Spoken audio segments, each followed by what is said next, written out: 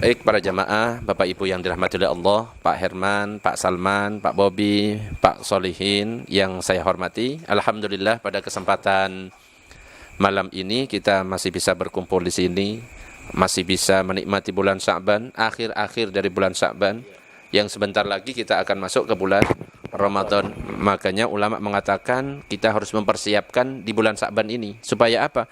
Supaya kita ketika masuk bulan Ramadan kita sudah terbiasa dan sudah siap.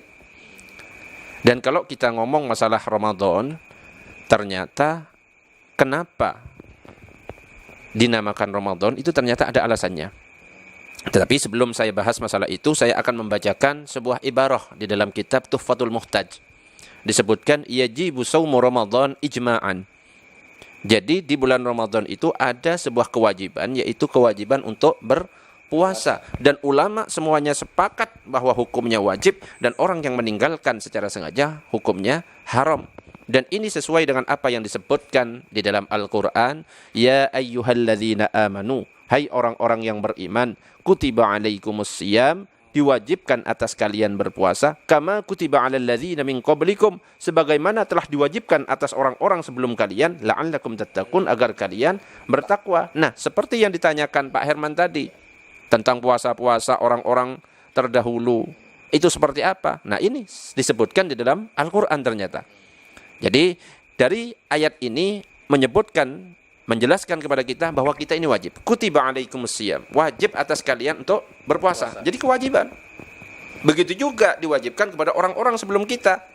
Lah contohnya apa? Pak Herman tadi nanya tentang puasa Nabi Adam. Betul? Ustaz, ya. Nah, Nabi Adam itu sebagaimana dijelaskan, dikabarkan oleh baginda Nabi sallallahu alaihi wasallam dalam sebuah hadis, kana Rasulullah sallallahu alaihi wasallam ya'muruna an nasumal bid 13 wa 14 wa 15. Jadi Nabi Muhammad sallallahu alaihi wasallam itu memerintahkan kepada kita untuk apa? Berpuasa ayyamul bid, yaitu 13, 14, 15 dari bulan Hijriah. Jadi bukan bulan apa? Masehi. 13, 14, 15. Wa qala hunna ka hayatid dahr. Terus Nabi mengatakan puasa ayyamul bid itu seperti puasa setahun. Jadi kalau kita berpuasa di tanggal 13, 14, 15 Hijriah, itu ibarat kita sudah berpuasa 1 tahun. Loh, kenapa kok bisa 1 tahun? Karena satu kebaikan kalau di dalam agama kita itu bernilai 10. Kalau 3 hari berarti berapa? 10. Kalau 3 hari 30. Berarti 30 ya? Iya, 30. Berarti kalau 30 itu berapa bulan? 1 bulan? 1 bulan. 1 bulan kan? Iya, 1 bulan. Kalau 30 itu kan 1 bulan. Ya. Berarti kalau kita dalam 1 bulan berpuasa 3 hari, berarti kan sudah dapat pahala 1 bulan. Iya. Betul? Bisa difahami? Bisa, iya. Hukum lipatannya. Kalau kita kerjakan selama 12 bulan, 1 tahun, berarti kan 1 bulan, 1 bulan, 1 bulan, 1 bulan. Paham? 30, 30, 30. Akhirnya totalnya jadi 1 tahun. Makanya disebut kahayatid dahri. Paham? Itu ya. Nah. Dan ayyamul bid inilah yang dikenal dengan puasanya Nabi Adam. Ayyam itu artinya hari-hari. Bid itu artinya bukan sepeda motor lah ya. Iya. Bid itu artinya putih. Iya. Jadi hari-hari putih. Dan ini ada sejarahnya. Kenapa kok dinamakan hari-hari putih? Kenapa kok dinamakan ayyamul bid? Puasanya Nabi Adam. Ternyata di dalam kitab itu disebutkan ada 2 pendapat. Pendapat yang pertama sebagaimana disebutkan dalam kitab Umdatul Qari Syarhu Sahihil Bukhari, bahwa disebutkan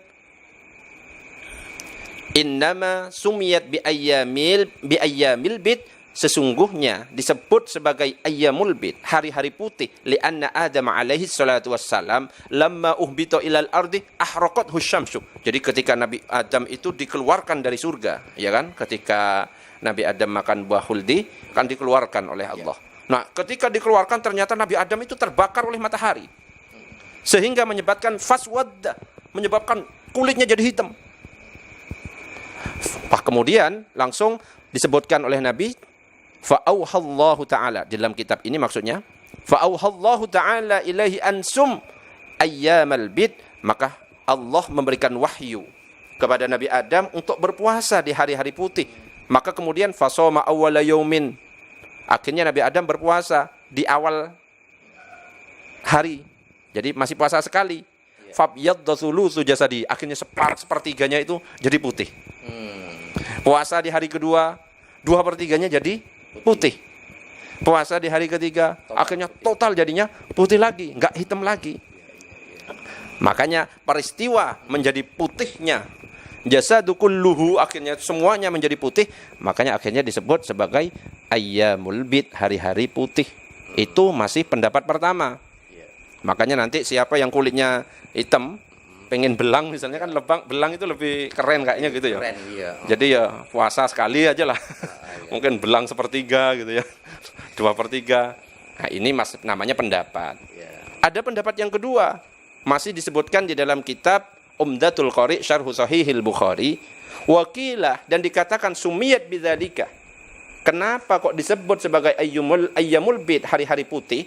Ternyata li'anna layali ayyamil bid mukmiratun.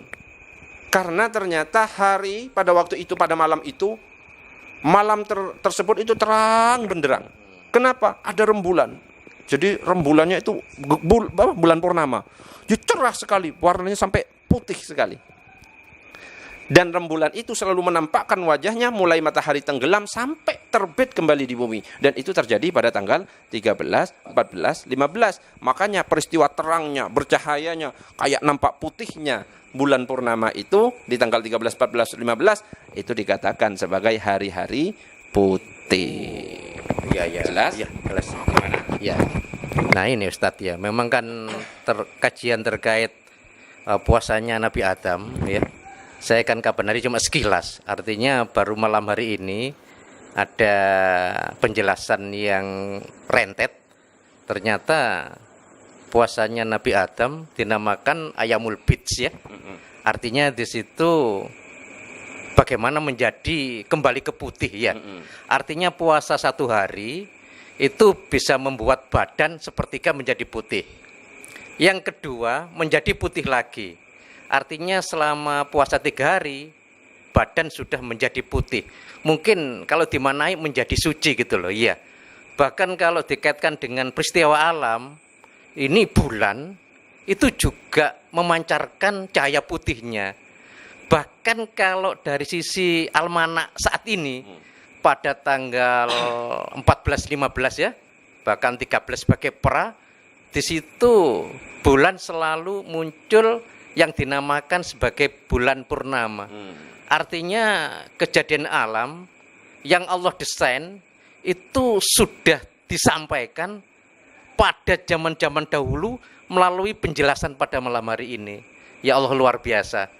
Memang Gusti Allah yang menciptakan, yang berdesain, dan Gusti Allah yang mengabarkan. Dan pada malam hari ini kita dapat kabar tentang puasanya Nabi Adam yang namanya atau dikenal dengan Ayyamul Bid ya. Alhamdulillah, luar biasa. Dan gini Ustadz ya, ini kan berbicara masalah puasa orang-orang zaman dulu ya, atau nabi-nabi yang sebelumnya, seperti yang disampaikan di Quran surat Al-Baqarah ya, ayat 183, di mana memang hai orang beriman, diwajibkan atas kamu berpuasa seperti orang-orang terdahulu agar kamu bertakwa ya. Nah, karena tadi menyangkut Nabi Adam yang sudah ada jelenterennya, alhamdulillah. Mudah-mudahan pemirsa juga ada tambahan pengetahuan yang bisa lebih mengimani. Dan saya yang sering saya dengar, ini ada puasa Nabi Daud ya. Dan puasa Nabi Daud ini menurut saya berat Ustadz ya. Karena sehari puasa, sehari tidak. Sehari puasa, sehari tidak. Wah, ini luar biasa bagi mereka yang melakukan. Nah, terkait puasa Nabi Daud, ini mungkin ada sesuatu yang dijelaskan sehingga bisa pola puasanya itu 1 hari puasa, 1 hari tidak ya. Dan di situ Nabi Daud pada saat puasa itu ada semacam apa ya, wahyu atau apa sehingga beliau melakukan itu Ustadz nggih. Nggih. Monggo terkait Nabi Daud ya. Nabi Adam alhamdulillah dapat pencerahan dan ini luar biasa, dan baru kali ini saya dengar, mudah-mudahan pemirsa pun juga sama ya. Artinya sesuatu yang baru ya. Kalau puasa Ramadan ya tetap indah ya. Cuma ini kan sejarah luar biasa ya. Orang akan, loh ternyata ada padahal sebelumnya saya juga tidak tahu. Ini luar biasa. Nah, terkait untuk puasanya Nabi Daud, Ustaz. Nggih, monggo. Sebelum saya jelaskan tentang puasa Nabi Daud, dibagi dulu lah minumannya. Biar enak, adem. Pak Bobi, Pak Sol, Pak Salman, Pak Herman. Ustaz Salman, ya, monggo ya. Luar biasa. Ayo, minta tolong dibagikan dulu. Saya Penampilannya, Ustaz. Ya, luar biasa ini ya. Saya air putih aja. Kau no air putih tapi ya. Ini kasih Pak Bobi, Pak Sol. Bismillahirrahmanirrahim.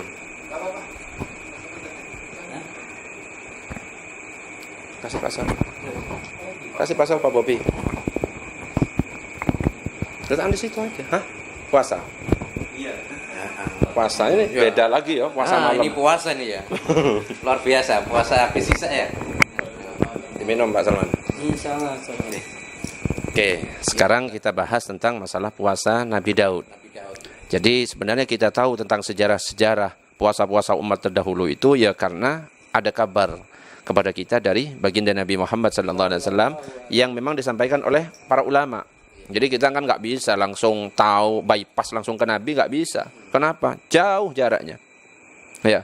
Jadi perlu ada yang menyampaikan kepada kita baik daripada ulama, dari ulama ke ulama ke ulama ke ulama sampai ulama zaman sekarang nyampe kepada kita. Nah sekarang ini kan langsung ada yang bypass gitu loh.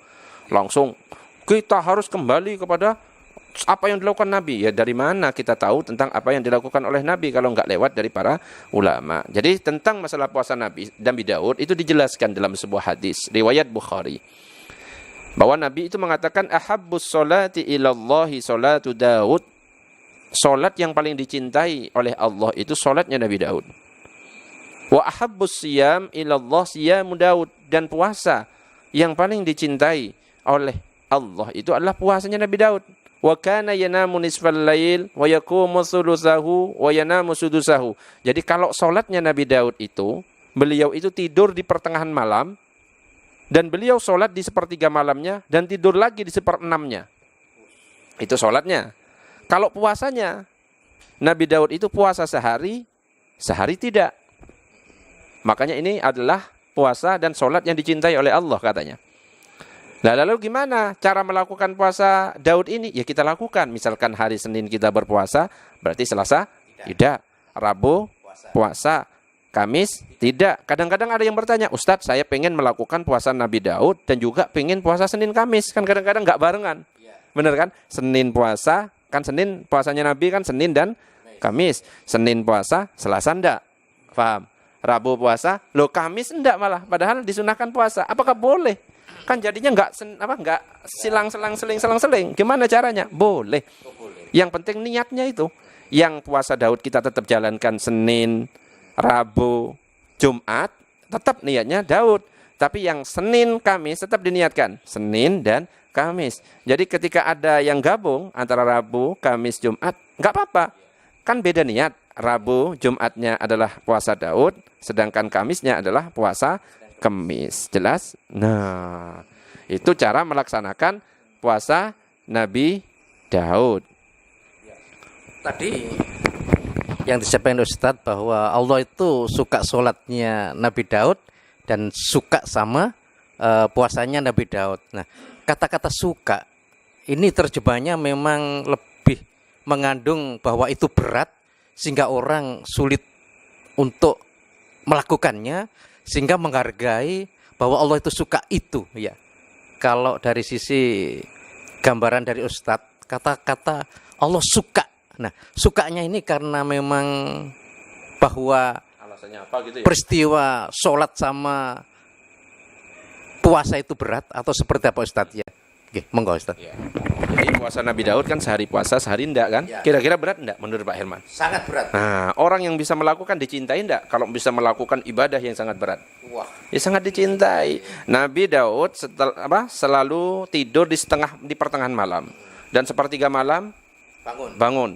Seperenam malam tidur lagi. Nah, berat enggak kira-kira bangun sepertiga malam? Wah, berat. Ya. Makanya hal yang berat, ibadah yang berat di saat orang lain tertidur, kita bangun di sepertiga malam, mengetuk pintu langit. Katanya Pak Salmat mengetuk pintu langit ya, sambil sholawat tibil qulub. Masih hafal sholawat tibil qulub? Coba dulu. Allahumma sholli ala sayyidina Muhammadin tibbil qulubi wa dawaiha wa afiyatil abdani wa sifaiha wa nuril absyari wa diyaiha wa ala alihi wa sahbihi wa salim. Kira-kira enak enggak ketika malah langsung diangkat tangannya sambil sholawat Allahumma sholli, enak enggak kira-kira? Wah enak, bisa-bisa air mata itu keluar dengan sendirinya, nggak terasa. Doa disampaikan, ya Rob sekarang saya sedang ini. Wah curhat itu langsung ke Allah dulu, jangan malah curhat kepada manusia. Kecewa kalau ke manusia itu malah ngegosipi, malah nanti kita curhat ke manusia itu kadang-kadang susah menjaga rahasia, malah digosipi di sebelah sana. Dan kalau ada orang yang ngegosipi, ngajak gosip kita, hati-hati. Kenapa? Karena bisa saja kita digosipi ketika nggak ada kita. Ketika mereka bareng orang lain malah gosipi kita. Hati-hati kalau kita duduk sama orang yang suka gosip, tinggal aja. Ya, itu berbahaya juga. Jelas tentang masalah Ya, Ustadz ya, tentang masalah puasanya nabi-nabi sebelumnya. Dan ini Ustadz ya, kalau puasanya ibunya Nabi Isa, ya, itu puasanya seperti puasa yang kita lakukan atau ada puasa dalam bentuk lain ya. Kalau saya dengar, entah ini salah atau setengah benar atau seperti apa, bahwa ibunya Nabi Isa, Siti Maryam, beliau itu puasanya puasa tidak berbicara. Tidak berbicara itu puasa. Nah, pernyataan tersebut ada benarnya atau ada tambahan penjelasan lainnya Ustadz ya? Jadi Siti Maryam bentuk puasanya itu tidak berbicara. Nah, bentuk puasa itu terkait peristiwa apa kok sampai dinamakan atau pilihannya puasa tanpa bicara ya? berat sekali, Mas. Jelas berat ya. Kalau Pak Herman nggak bicara, kira-kira Kalau saya nggak bicara bisa cuma sesaat ya. Ya. Saya itu banyak omong, banyak masalah. Tapi mudah-mudahan suatu saat banyak omong itu banyak rezeki. Ya. Selama yang diomong itu memang diniatkan untuk kebaikan, sehingga kebaikan itu bisa didengarkan orang lain. Kan begini, kita menyampaikan kebaikan ya. Kalau orang lain itu mendengar, orang itu nggak terpengaruh. Ini kira-kira saya masih dapat pahala atau enggak? Ya, ini seperti orang hitung dagang ya, Ustaz ya. Saya menyampaikan kebaikan, dan kebaikan itu insya Allah juga ada nasnya ya, artinya ada dalilnya, ada hujannya. Terus orangnya sampaikan, dia nggak melakukan perubahan. Kira-kira niatan saya ini menjadi ada nilainya atau nol Ustaz ya. Kalau Ustaz menyampaikan satu yang baik, orang berubah, kalau ini dapat pahala, iya. Kalau menyampaikan kebaikan dan di situ orang tidak berubah apa-apa, ini sesuatu yang memang tetap dapat pahala atau tergantung Gusti Allah ya. Ya, jadi untuk bukannya dalil, gambaran terkait orang yang beramal kebaikan, sudahlah nggak mikir amalan kamu, niatan kamu itu membuat orang berbuat tidak, yang penting lakukan. Atau memang seperti itu? Atau memang ada pilihan situ? Saya ini akan menyampaikan kebaikan dan kepada orang yang kira-kira memang bisa berubah supaya pahala saya lebih banyak. Nah, ini termasuk desain yang tidak harus seperti itu atau memang kita los saja Ustadz ya? Oke.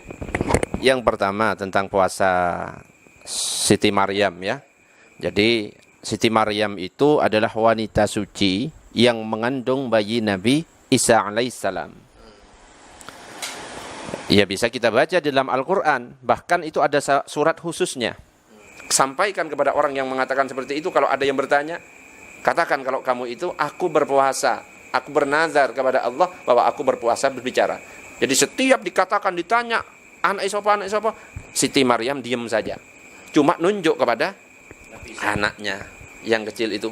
Dan dengan izin Allah, anak itu berbicara, yang menyampaikan. Nah, itu sedikit tentang puasanya Siti Maryam. Puasa berbicara. Makanya nanti kalau kita masuk bulan Ramadan, ya kita agak ditahan juga ngomongnya. Jangan sampai ngawur, ghibah, bohong, dusta. Itu bisa menghanguskan pahala. Meskipun tidak membatalkan loh ya. Jadi kalau kita berbohong di saat bulan Ramadan, nggak batal puasa kita. Tapi pahalanya hangus. Jadi yang didapatkan cuma lapar dan dahaga saja. Ghibah dan lain sebagainya itu adalah salah satu yang bisa menghilangkan pahala puasa. Jelas? Nah, sedikit tambahan sekarang. Tadi tentang kewajiban puasa. Nah, kadang-kadang ada yang bertanya, Ustadz kenapa kok disebut sebagai Ramadan? Apa sih artinya Ramadan itu? Ternyata dalam kitab Tuhfatul Muhtaj itu disebutkan Ramadan. Jadi kalimat panjangnya itu yajibu saumu Ramadan. Nah, Ramadan ini dijelaskan minar ramdi wa huwa syiddatul har. Artinya Ramadan itu adalah Ramadan itu berasal dari kata ar-ramdi. Ar-ramat yang artinya terik, yang panas, yang sangat terik. Makanya kalau kita masuk bulan Ramadan itu cuacanya panas, kadang-kadang kan nggak hujan kan. Yang saat musim hujan tiba-tiba berhenti. Makanya mudah-mudahan wabah penyakit corona ini kalau sudah masuk Ramadan semuanya terbakar gara-gara terik panas matahari ini ya. Amin. Nah, bahkan kenapa kok dinamakan Ramadan? Karena pada waktu itu panas sangat terik sekali. Kebiasaan orang Arab itu menamai bulan disesuaikan dengan keadaannya. Akhirnya dinamakan pada waktu itu panas yang sangat terik itu dinamakanlah bulan ini bulan Ramadan. Ada lagi seperti misalnya seperti menamai 2 bulan Rabiul Awal kan ada kan? Rabiul Awal, Rabiul Tsani. Itu kenapa? Karena bertepatan dengan musim semi. Ya kayak sama dengan kebiasaan kita. Kalau ada anak yang lahir bulan Agustus dinamai Agus. Ada yang namanya Februari lahirnya bulan Februari dinamai Febri. Kadang-kadang jadi Lah, Freddy ya. Bisa aja Freddy jangan-jangan plesetan. Plesetan dari Februari. Mungkin bapaknya seneng plesetan. Akhirnya diplesetkan. Jadi Freddy. Freddy karena laki-laki ya. Karena laki-laki. Diplesetkan. Juli akhirnya jadi Juli Asmono. Yes. Wah, ya. Itu ya Pak Juli. Pak Juli ya. Lahirnya bulan Juli mungkin Juli, ya. Terus apa lagi? Januari jadinya Januar, ya kan? Januar, ya. September, Desember, Desi. Ya, apa lagi? Maret, Salman. Enggak nyambung ya. Enggak nyambung, iya. Enggak nyambung. Enggak nyambung kalau Pak Salman lahir tanggal berapa? Tahun berapa? Bulan apa? Agustus. Bulan Agustus. Makanya namanya Agus kan? Agus Santoso. Salman Agus Santoso. Iya. Betul kan? Jadi iya, nama itu selalu terkait dengan sejarah ya. Makanya kebiasaan kita kan seperti itu. Iya. Dan ada lagi disebutkan di dalam kitab Hasiyah Al-Bujairami, wa Ramadan li ramdidz-dzunubi fihi, dinamakan Ramadan karena di bulan itu untuk membakar dosa. Li'annahu yurmidudz-dzunuba ay yukhriguha, karena pada bulan itu dosa-dosa kita dibakar. Makanya dinamakan Ramadan. Panas yang sangat terik membakar. Artinya apa? Yang dibakar adalah dosa-dosa kita. Ya. Ada komentar lagi? Ini ya Ustaz.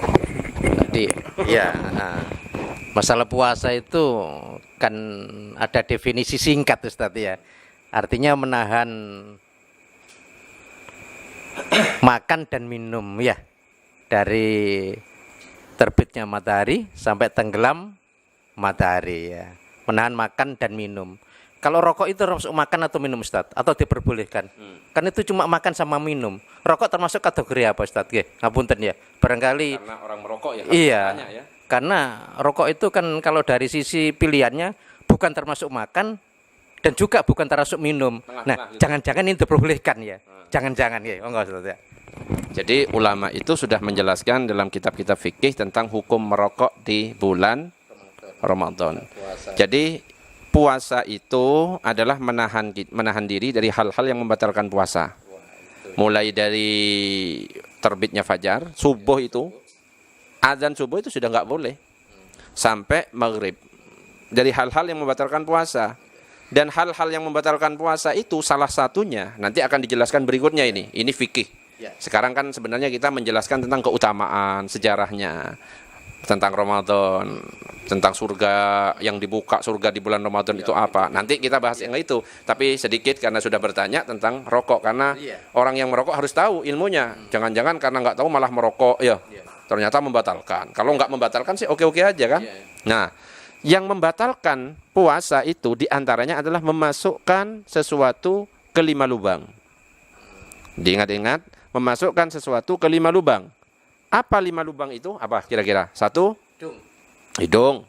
2, mulut. 3, telinga. 4, mata itu ada lubangnya enggak ya? nah, mata itu ada lubangnya enggak? Ya. Mestinya ada karena virus bisa masuk kan salah satunya. Tapi ada celah ya. Masuk lubang enggak? Kalau lubangnya Tahu bedanya lubang sama yang enggak berlubang? Hidung. Kalau Hidung sudah jelas kan lubangnya? tanpa Mulut. merasa, Oh. jelas ya. Nah, kalau mata ada lubangnya enggak? Nggak Enggak usah dipaksakan. Kalau enggak berlubang enggak. Berarti coba 1, hidung, hidung, mulut, telinga. telinga, kurang 2. Wah, ada tapi agak Ya enggak apa-apa, Nggak apa? enak, Ustaz, ya. Enggak enak. Jalan depan, jalan belakang gitu aja kan ya, lebih sopan. jalan Ya, belakang. pas 5 kan? Pan ya.